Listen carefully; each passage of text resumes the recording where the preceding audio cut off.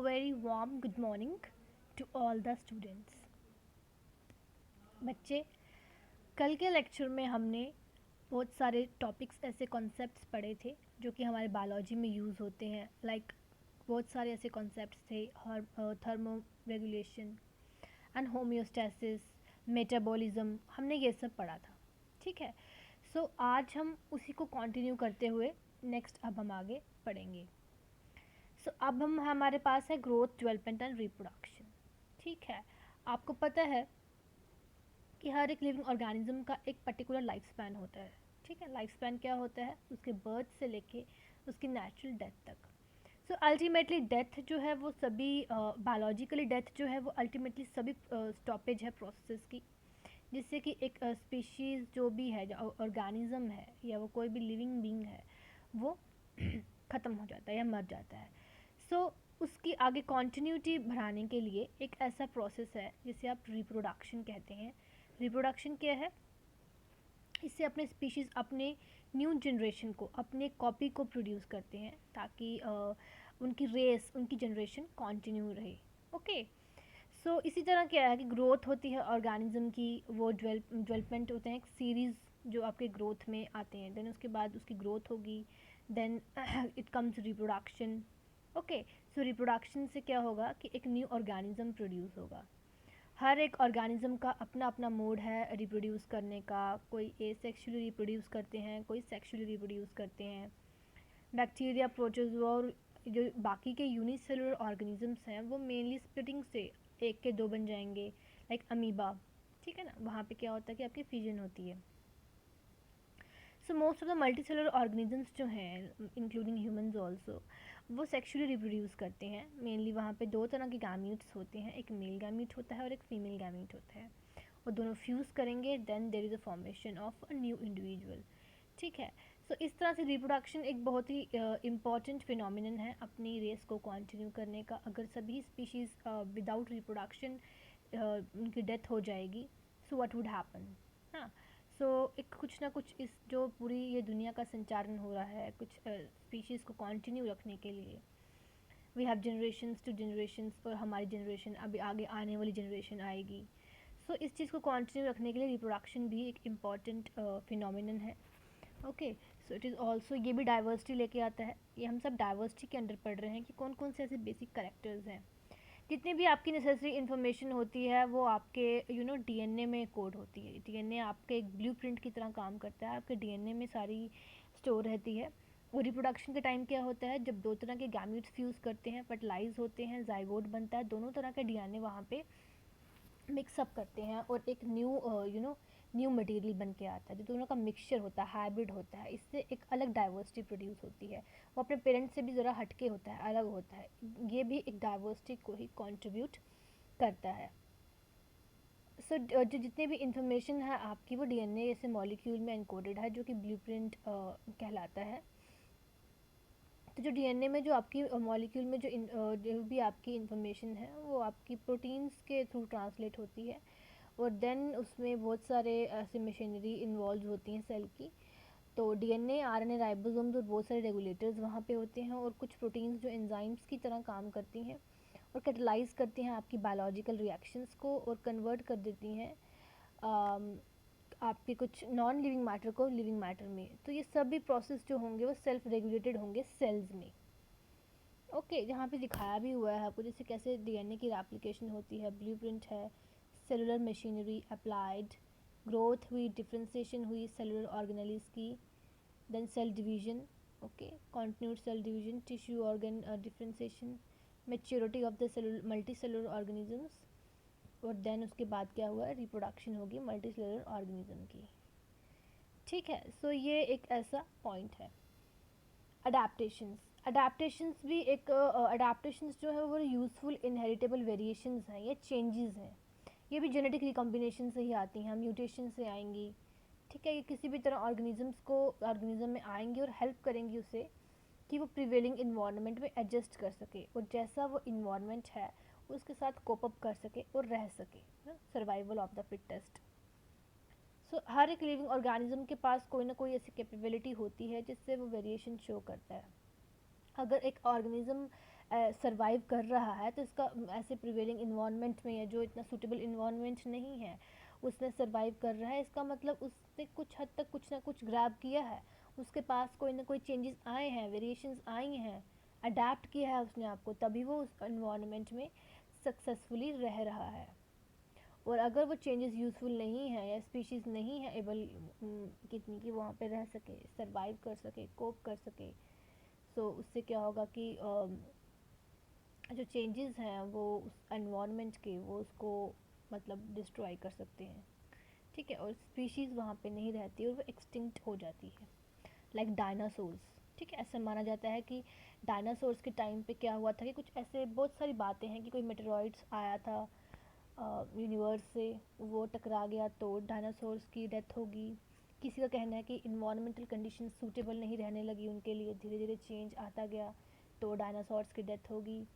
किसी का कहना है कि कुछ ऐसे पैंडमिक टाइप डिजीज़ चल पड़ी थी उस टाइम पे कि डायनासोर्स अपने आप को मतलब उस डिजीज़ से नहीं लड़ सके, उनकी इतनी इम्यूनिटी स्ट्रॉन्ग नहीं थी, सो इसलिए उनकी डेथ हो गई।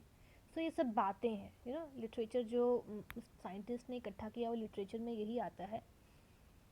बाकी वही है कि सर्वाइवल ऑफ द फिटेस्ट, जो फिट रहेगा वही एग्जिस्ट करेगा। अब हम आगे पढ़ रहे हैं प्रिंसिपल्स ऑफ सिस्टमैटिक्स। इससे ऊपर हमने कुछ की पॉइंट्स जैसे डाइवर्सिटी के बारे में, या जैसे आपको होम्योस्टैसिस के बारे में पता होना चाहिए, थर्मोरेगुलेशन के बारे में पता होना चाहिए, मेटाबॉलिज्म क्या है, कैटाबॉलिज्म क्या है, एनाबॉलिज्म क्या है, ये हो सकता है आपको 1-2 मार्क्स में एग्ज़ाम में पूछ लें, ठीक है। इसीलिए मैंने आपको ये सारा ऊपर का पढ़ाया है, और ज़रूरी भी नहीं है कि आप हर एक लाइन टू लाइन पढ़ो या बिल्कुल ऐसे डेप्थ में जाके पढ़ो। आप जो मैंने आपको मेन पढ़ाया आप वही पढ़ो। सो ये आपकी एडिशनल नॉलेज के लिए, ठीक है, आपको नॉलेज के लिए आप अपने जो मतलब एक तरह से दिमाग से निकाल लें बातें, ये आपको हेल्प करेंगी ये।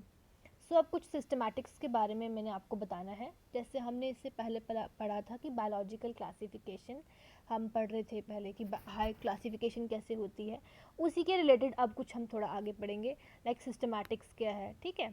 तो सिस्टमैटिक्स क्या है, एक साइंटिफिक स्टडी है जो एक स्पीशीज़ को रिकॉग्नाइज करती है, पहचानती है, फिर उसके बारे में बताती है, नेम करती है, उसको अरेंज करती है, उसके डाइवर्स, उसके स्ट्रक्चर, वही डाइवर्सिटी की बात आ गई ना, उसके हिसाब से उसको मतलब अरेंज करेगी, और उसके यूनिक फीचर्स पे उसकी ग्रुपिंग, यूनिक फीचर्स पे उसकी ग्रुपिंग होगी। Okay, so systematics is also defined as the science of diversity of organisms, ठीक है।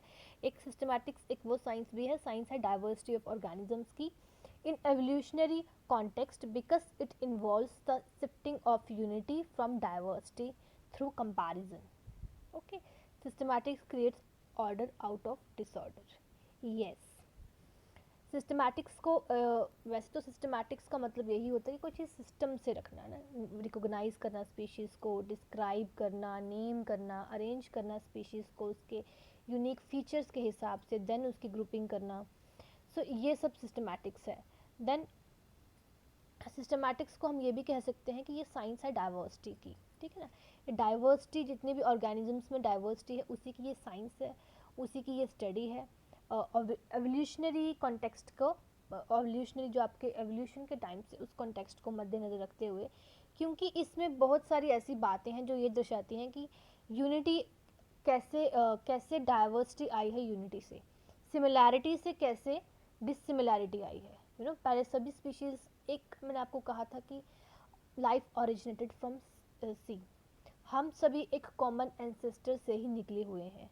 सो यू कैन इमेजिन कि यूनिटी में कैसे डाइवर्सिटी आई, ठीक है। एवोल्यूशन क्या होता है, चेंज, ग्रेजुअल चेंज। उस चेंज में साइंस है ये डाइवर्सिटी की, ऑर्गेनिजम्स में जितनी भी डाइवर्सिटी है उनके एवोल्यूशनरी कॉन्टेक्स्ट को देखते हुए कि यूनिटी में डाइवर्सिटी कैसे आ गई, सिमिलैरिटी में डिससिमिलैरिटी कैसे आ गई, कंपैरिजन करके। सो ये बहुत मीनिंगफुल बात है, इसको ध्यान से समझना। और सिस्टमैटिक्स क्या बनाता है, ये ऑर्डर निकालता है डिसऑर्डर से। यस, बहुत सारे ऑर्गेनिजम्स हैं, डाइवर्सिटी है, बहुत सारे फीचर्स हैं, फिर उन सब में से वो सब डिसऑर्डरली है, रैंडम है, उनमें से एक ऑर्डर बनाना सिस्टमैटिक्स का काम है। उन सभी स्पीशीज़ को इकट्ठा करके उनका एक कॉमन फीचर है, उनको कॉमन ग्रुप में रख दिया, बाकी जितनी बची उनका कोई कॉमन फीचर है, उनको अलग से ग्रुपिंग कर दी। सो ये ऑर्डर बनाती है डिसऑर्डर से, and this shows that unity कैसे डाइवर्सिटी बनी है एक यूनिटी से। हम हमेशा एक टर्म यूज़ करते हैं, there is unity in diversity, ठीक है ना। तो सिस्टमैटिक्स को क्या क्या चाहिए होता है, इसकी क्या क्या ब्रांचेस हैं, इसको फर्दर इसको नेमिंग ब्रांच चाहिए होती है, एक नेमिंग सिस्टम चाहिए होता है ऑर्गेनिज्म के लिए, जो कि नॉमेनक्लेचर कहलाता है। और ऑर्गेनिजम्स चाहिए होते हैं जो ग्रुप में हो, उसके लिए क्लासिफिकेशन है। और कुछ ऐसे रूल्स चाहिए होते हैं जो क्लासिफिकेशन की फ्रेमिंग के लिए हेल्प करें, जिसे हम टेक्सोनोमी कहते हैं, ठीक है। सिस्टमैटिक्स की 3 फील्ड्स हैं, नॉमेनक्लेचर, क्लासिफिकेशन एंड टेक्सोनोमी, ठीक है, जो नेमिंग करेंगे, फिर देन जो अरेंज करेंगे और जो रूल्स बनाएंगे। तो जो टर्म सिस्टमैटिक्स है वो क्लासिफिकेशन और एंड टेक्सोनोमी, ऑफन इन तीनों टर्म्स को हम आगे पीछे करके यूज़ कर सकते हैं, इंटरचेंजेबली यूज़ कर सकते हैं। समटाइम्स हम सिस्टमैटिक्स यूज़ करते हैं, उसकी जगह हम टेक्सोनोमी भी यूज़ कर सकते हैं, उसकी जगह हम क्लासिफिकेशन भी यूज़ कर सकते हैं, ओके। और बायोसिस्टमैटिक्स सिस्टमैटिक्स की ही फील्ड है, जो कि स्पीशीज़ में वेरिएशन को डील करती है और उनके एवोल्यूशन, उनका जो एवोल्यूशन हुआ है उसको डील करती है। बायोलॉजिकल क्लासिफिकेशन क्या है, एक साइंटिफिक ऑर्डरिंग है ऑर्गेनिजम्स की। ऑर्गेनिजम्स को जब उनके ऑर्डर के हिसाब से अरेंज किया जाता है, like bacteria, protist, fungi, plants and animals, इन सब का एक ग्रुपिंग बना है ना, एक साइंटिफिक ऑर्डर है, एक हायरार्की लेवल है। जो सबसे टॉप पे है मैन, ठीक है। सो इनके रिलेशनशिप्स क्या हैं, मॉर्फोलॉजिकल, एवोल्यूशनरी, इन सब को क्या करता है बायोलॉजिकल क्लासिफिकेशन देख के ही इनका ऑर्डर करता है, सब स्पीशीज़ को अरेंज करता है। तो ये आपका सिस्टमैटिक्स था और ये आपकी बायोलॉजिकल क्लासिफिकेशन थी। बट अब पॉइंट ये उठता है कि बायोलॉजिकल क्लासिफिकेशन करने की नीड क्यों पड़ी कि हम क्लासीफाई करें या नेम करें। इतना क्या था कि साइंटिस्ट उस टाइम पे इतने पागल हो गए कि उन्होंने कहा कि नहीं, हम स्पीशीज़ को रिकॉग्नाइज करेंगे, उनके बारे में उनको नेम करेंगे, कैटेगराइज करेंगे। सो इतना ज़्यादा बर्डन लेने की क्या ज़रूरत थी। इसके पीछे का रीज़न एक ही है, डाइवर्सिटी, ठीक है। इतनी सारी स्पीशीज़ हैं, चाहे वो एनिमल्स की हों, प्लांट्स की हों, माइक्रोब्स की हों, उनके बारे में पता करना, उनका एग्जैक्ट नंबर पता करना, उनके फीचर्स पता करने, लिटरेचर बनाना आसान बात नहीं है। उसके लिए क्लासिफिकेशन ही ज़रूरी है, ओके। एंड साइंटिस्ट ने उस टाइम पे यही कुछ किया, क्योंकि अगर ग्रुपिंग हो जाएगी तो हम इजीली कर सकते हैं कि ये जो भी एनिमल है या प्लांट है या माइक्रो ऑर्गेनिज्म है, ये इस कैटेगरी का है। जिनके सारे कॉमन फीचर्स सेम होंगे वो सेम जीनस में, ऑर्डर में या फैमिली में आते जाएंगे। सो ये बहुत इम्पॉर्टेंट है, ताकि हम डाइवर्सिटी कैसे आई यूनिटी से, एवोल्यूशनरी क्या उसकी इम्पोर्टेंस है, या हर स्पीशीज़ का क्या कनेक्शन है दूसरी स्पीशीज़ से, और आसपास की स्पीशीज़ कितनी हैं, उनके क्या क्या फीचर्स हैं, और उनकी स्टडी करना जो कि इतना इजी नहीं है, इसलिए उनकी ग्रुपिंग ज़रूरी है, बायोलॉजिकल क्लासिफिकेशन ज़रूरी है। इसीलिए इसे बायोलॉजिकल क्लासिफिकेशन कहा गया, जो स्पीशीज़ की क्लासीफाई करती है, ठीक है। सो ये बहुत इम्पॉर्टेंट है। सो उनकी बहुत सारी फॉर्म्स हैं, स्ट्रक्चर्स हैं, मोड ऑफ लाइफ है हर एक प्लांट और एक एनिमल का। सो उनके कैरेक्टर्स फाइंड आउट करना, उनको इजीली ग्रुप्स और सब ग्रुप्स में डिवाइड करने के लिए हमें बायोलॉजिकल क्लासिफिकेशन चाहिए होती है। इसके बहुत सारे फीचर्स हैं, जैसे कि ये रिलेशनशिप बताती है different various groups of organisms के बारे में, स्टडी को ईजिली बनाती है, लिटरेचर हमारा बन जाता है। सो मैन के लिए पॉसिबल नहीं है कि वो सभी ऑर्गेनिजम्स को स्टडी कर सके एक एक ऑर्गेनिज्म को पकड़ के। बट अगर कुछ सारे ऑर्गेनिज्म एक ही आपके ग्रुप में ऑर्डर में आ जाएं, तो हम उनके बारे में इकट्ठा पढ़ सकते हैं कि इसमें ये मतलब फीचर्स हैं या इसकी ये खूबी है। सो ऑब्जेक्टिव्स हैं बायोलॉजिकल क्लासिफिकेशन के। बायोलॉजिकल क्लासिफिकेशन जो है वो रिकॉग्नाइज करती है स्पीशीज़ को और उनके बारे में प्रिसाइजली डिस्क्राइब करती है, और उनकी जो डिस्क्राइबिंग जो बेसिक यूनिट है क्लासिफिकेशन की, वो मेनली स्पीशीज़ ही है, okay. To devise an appropriate method of assigning the basic units, और उन बेसिक यूनिट्स को असाइन करने के लिए appropriate method into an ascending series of group on the basis of the similarities and relationships. Ascending series में increase, छोटे से बड़ा, बड़े से बड़ा और सबसे बड़ा, ठीक है। इन्हीं स्पीशीज़ में ग्रुपिंग की जाती है उनके सिमिलैरिटीज के बेसिस में, उनके रिलेशनशिप्स के बेस में, ठीक है। To indicate the phylogeny of the organisms, phylogeny organisms की फाइलोजेनी के बारे में कि उनका एवोल्यूशनरी क्या वजूद है, ओके। बायोलॉजिकल कीज़ भी होती हैं जो मैंने आपको बताया भी था शायद से, ये क्या करती हैं कि आइडेंटिफिकेशन में हेल्प करती हैं।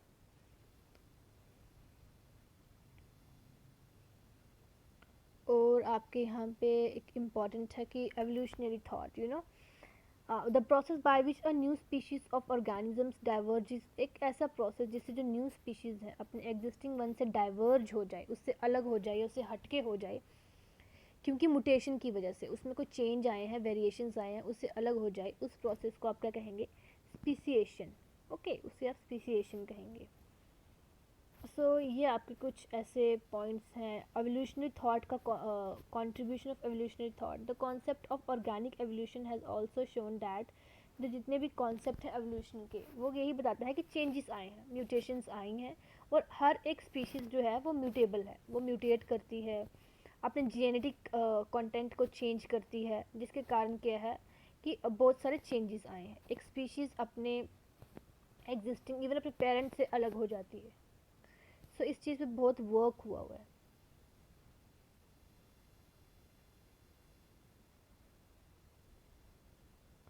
नाउ वी हैव, ये आपके कुछ साइंटिस्ट के नाम हैं जिनका योगदान रहा है क्लासिफिकेशन के टाइप्स में। ये बहुत ही प्री वैदिक और वैदिक एज से आपकी स्टडी, आपकी डिस्कवरी चलती आ रही है। ऐसा नहीं है कि ये कुछ ही टाइम से हुआ, ये बहुत पहले से ही है। आप देख सकते हैं कि वैदिक लिटरेचर जो 2500 BC से 650 BC तक एग्जिस्ट करता है, वहाँ पे भी आपके 740 प्लांट्स एंड 250 एनिमल्स उस टाइम पे नॉन थे।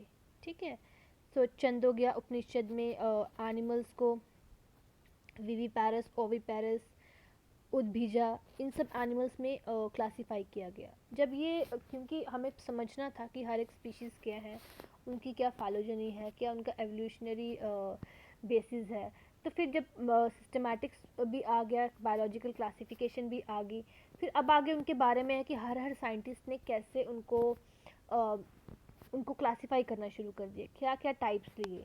किसी ने living and non living things लिए, किसी ने एव्स एंड टेरिस्ट्रियल लिए, किसी ने किसी तरह 2 किंगडम सिस्टम, 3 किंगडम सिस्टम, इस तरह काफ़ी सारे सिस्टम आते गए कि बायोलॉजिकल क्लासिफिकेशन तो है कि हमें क्लासीफाई तो करना है, पर सिस्टम्स कौन कौन से रहेंगे, हर एक साइंटिस्ट का अपना अपना योगदान था।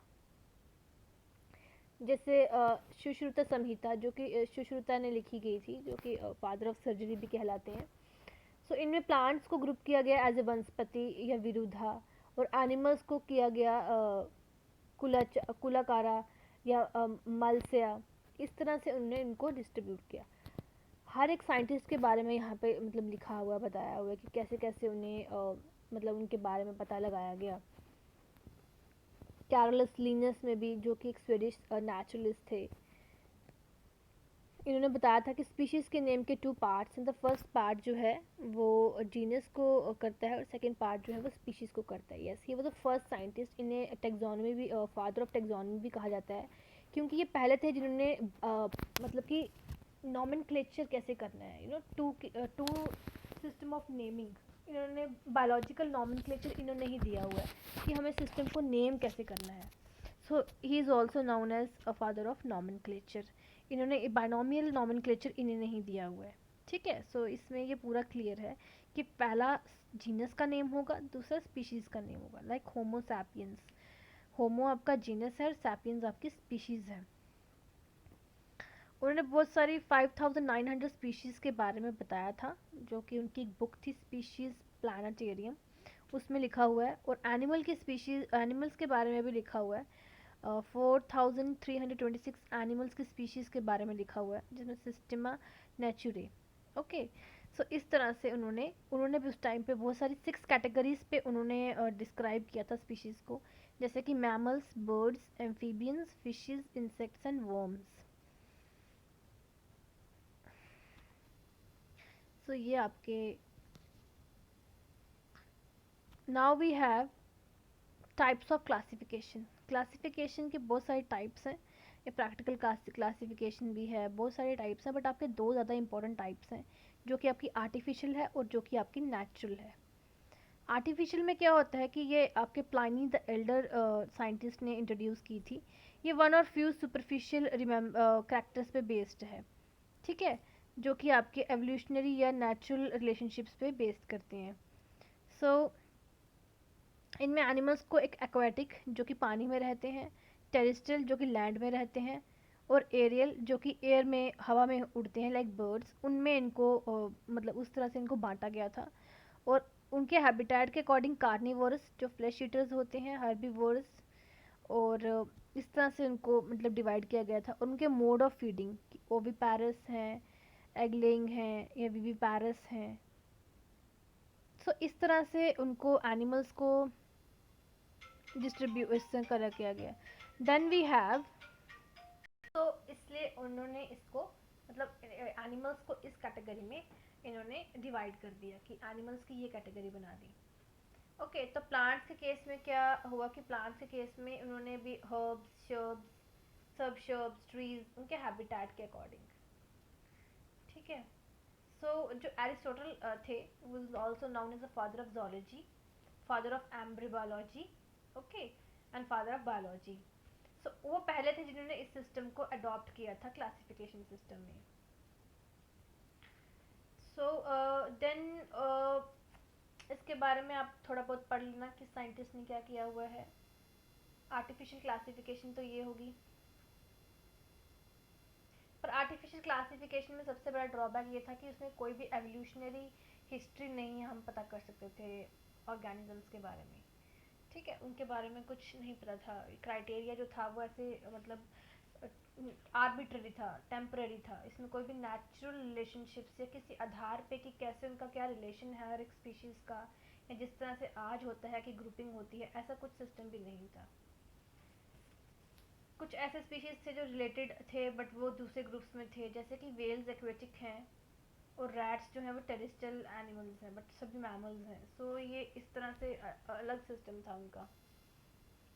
फिर आया natural system of classification. Natural system of classification उनके करेक्टर्स पे बेस्ड था, ना कि उनके मोड क्या है या हैबिटेट क्या है उस पर नहीं था। ठीक है, ये डिटेल इंफॉर्मेशन देते हैं ग्रुप्स के बारे में।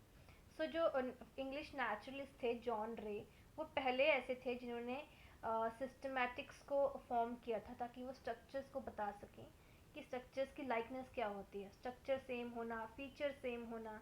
इस चीज़ को इन्होंने इलेबोरेट करके बताया था कि ये क्लासिफिकेशन का बेसिस है।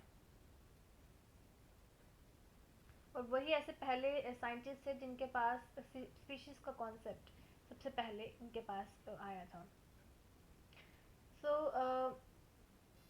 एडवांटेजेस नेचुरल क्लासिफिकेशन सिस्टम की यही है कि एक नेचुरल रिलेशनशिप्स शो करता है ऑर्गेनिजम्स के among.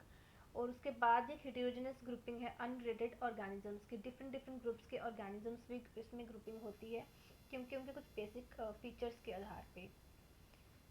Then we will study about the Linnaeus contribution. So जो ये जो सिस्टम था, सिस्टम ऑफ नेचुरल क्लासिफिकेशन, ये आपका बड़ा ही कैरोलस लीनियस ने इनको ज़्यादा सपोर्ट किया था। उनको फादर ऑफ टेक्सोनोमी भी कहा जाता है क्योंकि ये स्कीम ऑफ क्लासिफिकेशन कुछ एडिशंस करके उन्होंने ही दी थी जो आज तक यूज़ हो रही है। बाकी साइंटिस्ट की क्या है कि वो मतलब कुछ किसी ने कुछ कहा, कुछ एडिशंस आई और वो हट गई, बट ये स्टिल यूज़ हो रही है। उन्होंने टोटली ऑर्गेनिक वर्ल्ड को डिवाइड कर दिया था एनिमल किंगडम और प्लांट किंगडम में। ओके, सो इस तरह से डिवीजन के बाद और हर एक किंगडम को उन्होंने स्प्लिट किया था आगे स्मॉलर ग्रुप्स में, जिसे क्लासेस कह सकते हैं। एंड क्लासेस के आगे orders, then an order was further broken up into the genera. ठीक है, जेनेरा में, और फाइनली ईच जीनस जो था उसके पास कोई ना कोई वन और मोर स्पीशीज। ठीक है, हर एक जीनस की एक से ज़्यादा स्पीशीज होती ही थी। और हर एक ग्रुप तो जो कुछ बेसिक क्राइटेरिया या डेफिनेट स्ट्रक्चर सिमिलैरिटीज पे बेस था। ठीक है, करेक्टर्स पे बेस था। लिनस ने रिकॉर्ड किए थे अबाउट 5900 स्पीशीज अपनी बुक में, स्पीशीज प्लानिटेरियम में। ठीक है, एनिमल्स के बारे में भी किया था और प्लांट्स के बारे में भी किया था। एनिमल्स की वाली बुक का नाम था सिस्टमा नेचुरे, आपको पता होना चाहिए। सो इस तरह से लिनस की ये कॉन्ट्रीब्यूशन थी। एंड ये आपका आर्टिफिशियल और नेचुरल क्लासिफिकेशन सिस्टम का डिफरेंस है, ये आप थोड़ा बहुत ऊपर से देख लेना। Then we have phylogenetic classification. ठीक है, अभी आती है आपकी फाइलोजेनेटिक क्लासिफिकेशन। फाइलोजेनेटिक क्लासिफिकेशन क्या होता है? ये वो क्लासिफिकेशन है जो आपके एवोल्यूशनरी इंटर रिलेशनशिप्स शो करते हैं ऑर्गेनिजम्स के बीच क्या रिलेशनशिप्स हैं उनके एवोल्यूशन के हिसाब से। हो सकता है कुछ 4-5 किस्म के जो जितने भी ऑर्गेनिजम्स हैं उनका एवोल्यूशन सेम ही हो, ठीक है, वो एक सिंगल स्पीशीज से म्यूटेट होके या वेरिएशन की वजह से ये चेंज होके आज डाइवर्सिटी में इंक्लूड हो गए हैं, अलग अलग हो गए हैं, बट उनका जो कॉमन फीचर जो होगा वो पक्का शो हो ही जाता है, चाहे वो एक ही क्यों ना हो। सो उनका एवोल्यूशनरी ट्रेंड में भी सेम ही हो, ठीक है। इसमें आपको ये पता चलता है। सो जो आपका फाइलोजेनेटिक क्लासिफिकेशन है वो आपको यही शो करता है कि आपके जितने भी ऑर्गेनिजम्स हैं उनके बीच में क्या इंटररिलेशनशिप्स हैं उनके एवोल्यूशन के आधार पे। हो सकता है उनका एवोल्यूशन एक ही कॉमन स्पीशीज से हुआ हो।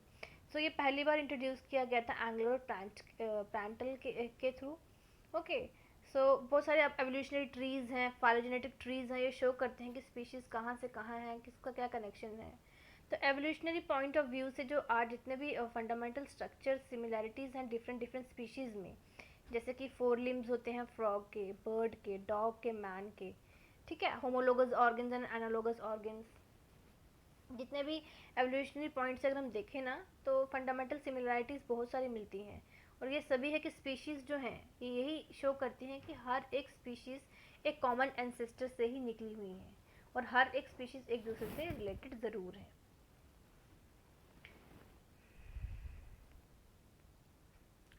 सो यही है आपके इसके बारे में।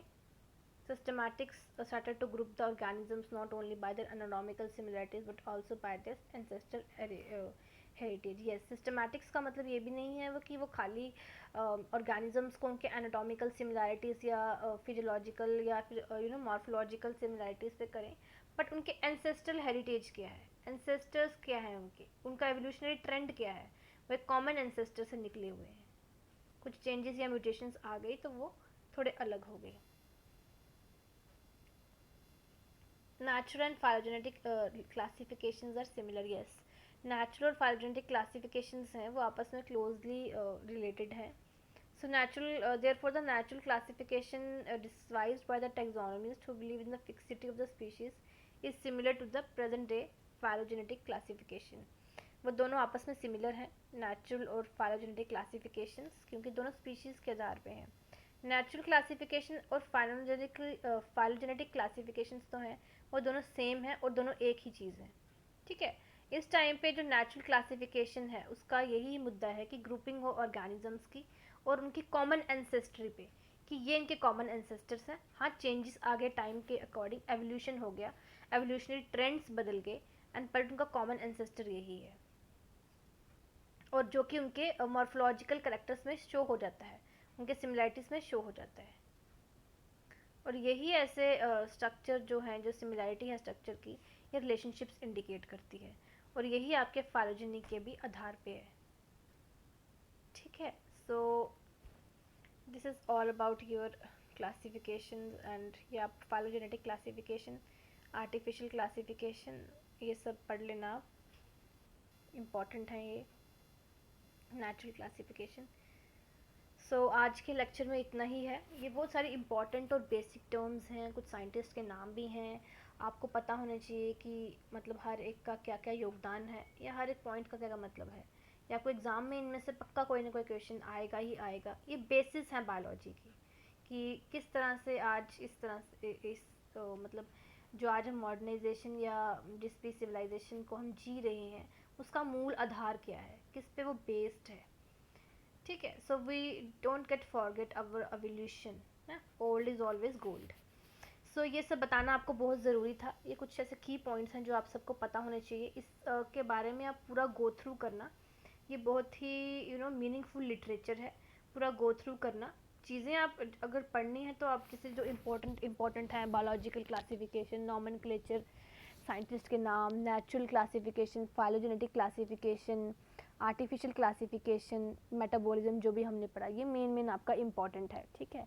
एग्ज़ाम में अगर आपको लिखने को बोलें तो आपके पास अच्छा मटेरियल होना चाहिए जो आप लिखो। बाकी क्या है कि आपको नॉलेज होनी चाहिए, गो थ्रू आप सब करोगे। ओके, सो आज के लिए इतना ही रखते हैं। बाकी अब हम नेक्स्ट कंटिन्यू करेंगे. Okay, stay home, stay safe, God bless you all and study hard.